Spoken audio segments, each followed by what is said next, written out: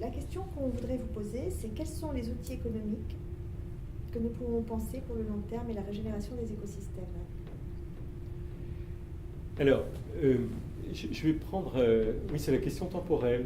C'est pour moi l'une des questions les plus importantes qu'il faut se poser. J'ai envie de commencer par vous parler sur la façon dont nous agissons depuis une trentaine d'années. Nous agissons beaucoup plus depuis 30 ans qu'avant. Ça, on ne le sait pas, hein. On agit beaucoup plus. Et la connaissance, d'ailleurs, qui était mise en équivalence avec l'action il y a encore une trentaine d'années, ne devient plus qu'un support à l'action.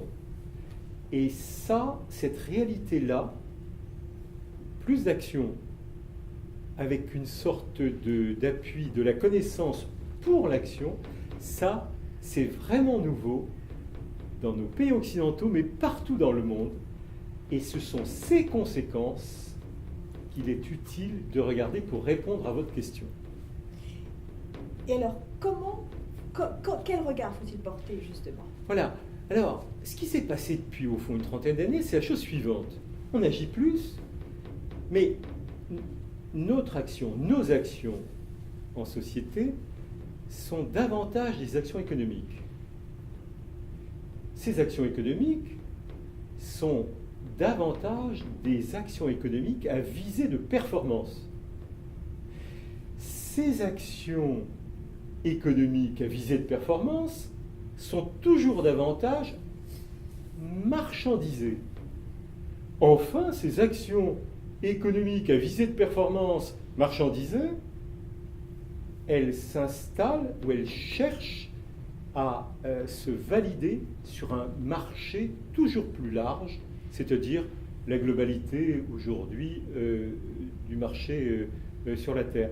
Donc il faut bien voir qu'au fond, on passe d'une très grande diversité de capacités d'action à une action de plus en plus focalisée vers l'action économique, performante, efficace sur des marchés et sur des marchés globalisés. Eh bien ça restreint notre capacité à envisager la diversité des actes.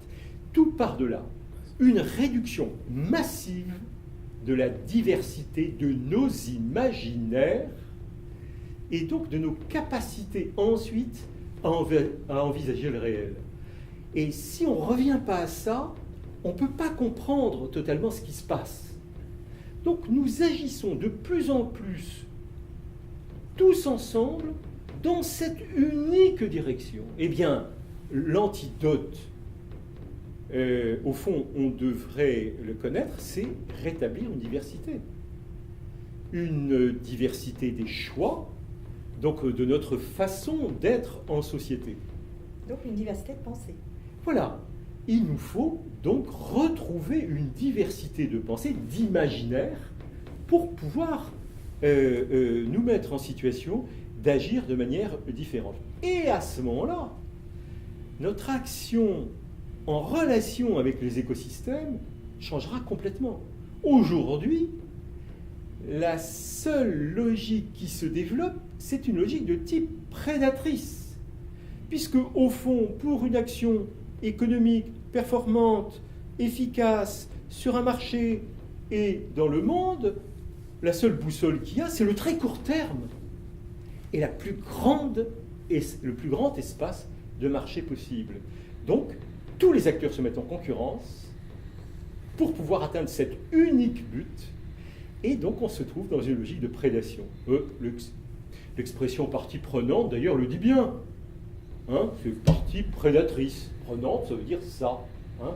Vous n'avez plus de partie apprenante, vous n'avez plus de partie comprenante, encore moins de parties surprenantes, vous n'avez plus que des parties prenantes. Et donc, si vous rétablissez la diversité des choix, de pensée, d'imaginaire, vous rétablissez un monde fait d'actions très différentes.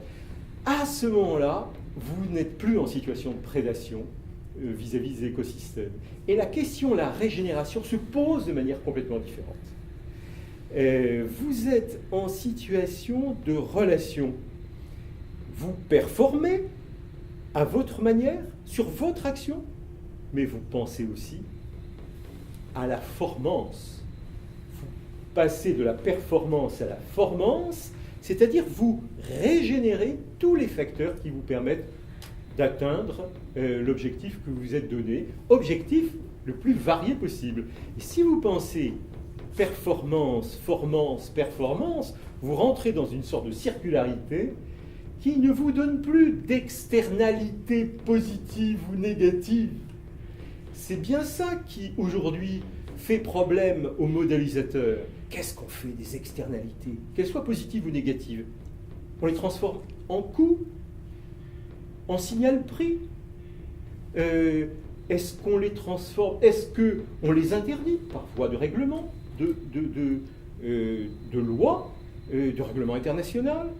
Ça, c'est une façon résiduelle de poser le problème. Si vous le posez en termes de performance, ramenant à une formance, vous êtes dans une relation positive, j'allais dire, entre l'action et puis les ressources auxquelles vous faites appel.